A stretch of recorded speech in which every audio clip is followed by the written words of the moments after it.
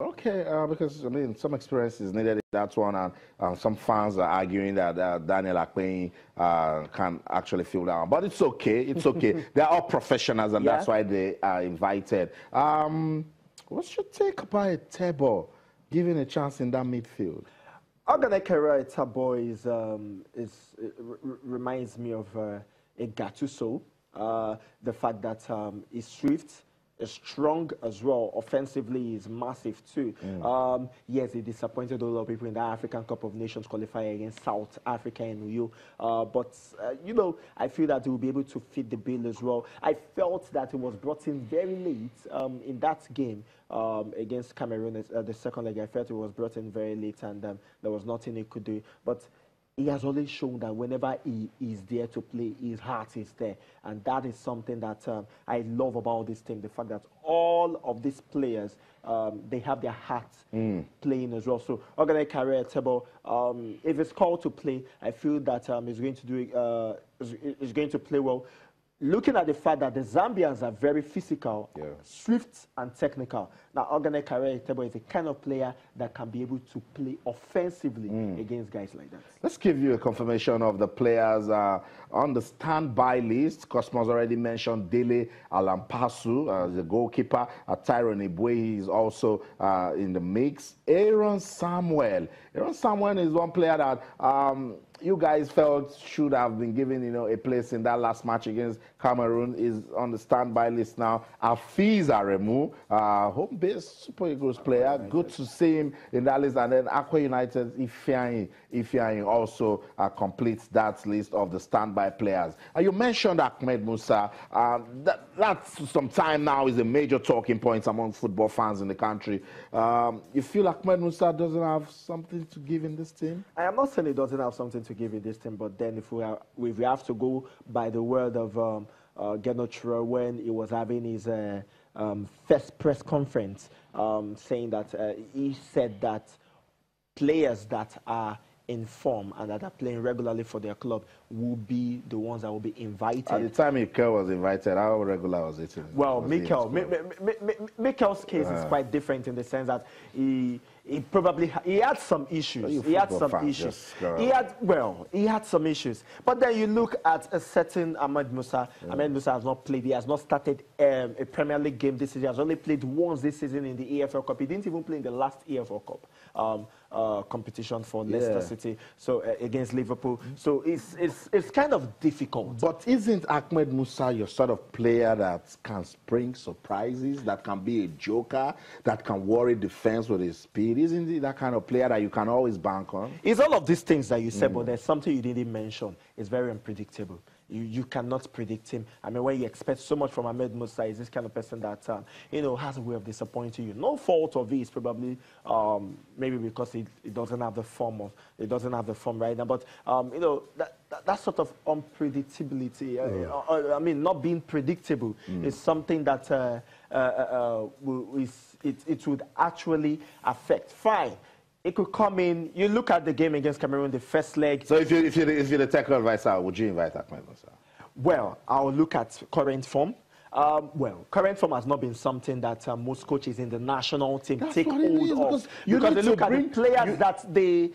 you see, that's where I was going. Okay. That there are some players that are designed for national football. And Odion Igalo, in a way, is one. You know, Odion Igalo is doing very well for his club in China, scoring goals. Ahmed Musa is one player that you just want to have him in that mix somehow, some way. Maybe I should ask you still, has he impressed you in the past 3 games? Well, I'm the presenter on the show. I'm the presenter on the show. That's the question. He hasn't. If you ask people out there, he hasn't impressed. That's what I'm saying. He hasn't impressed. All we try to do is create a balance. Okay. Right now, this is the list that Gernot Rohr has certainly said.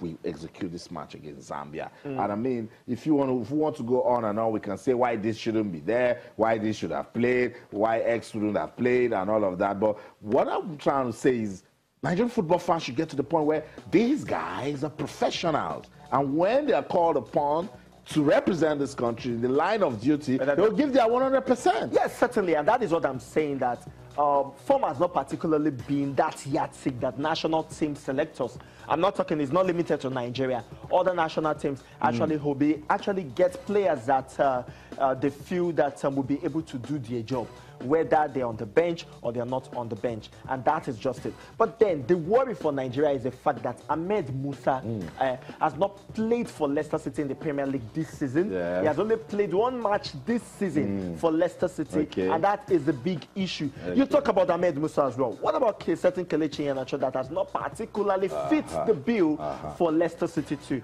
That's But he came out and popped in a goal for you. Well, he came out and popped in a goal.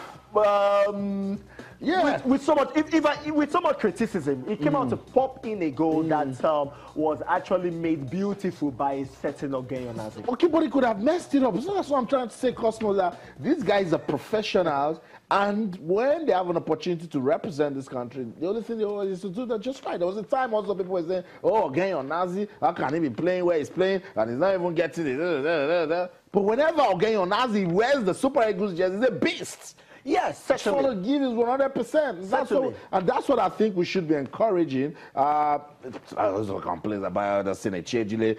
Everybody just talks, but the thing we're forgetting that it's a team, and when they come together as a team and operate with one spirit, with one objective, that it is to beat Zambia, I think all we need to do is just support them. That's something about these Super Eagles of Nigeria. That love, that brotherhood, that brethren spirit that is there. That is something that is in the Super Eagles of Nigeria. But then we're pundits and we have a list. And we have to analyze the list. Pundit. And based on this list, we feel that Ahmed Musa, in as much as he is a good player, in as much as he's part of the team, you can give shout to other players. Okay, as well. in Nigeria, yes, for you on this show, pundit / coach. Just leave it at that. So that's it.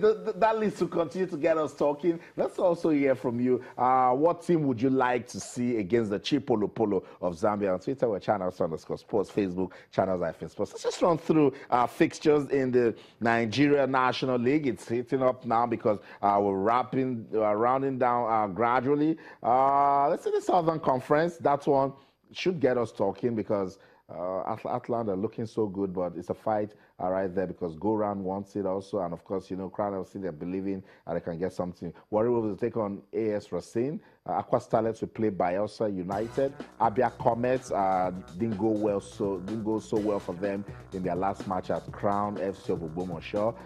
They'll be taking on Bendel Insurance. Unison Rovers will play Crown FC.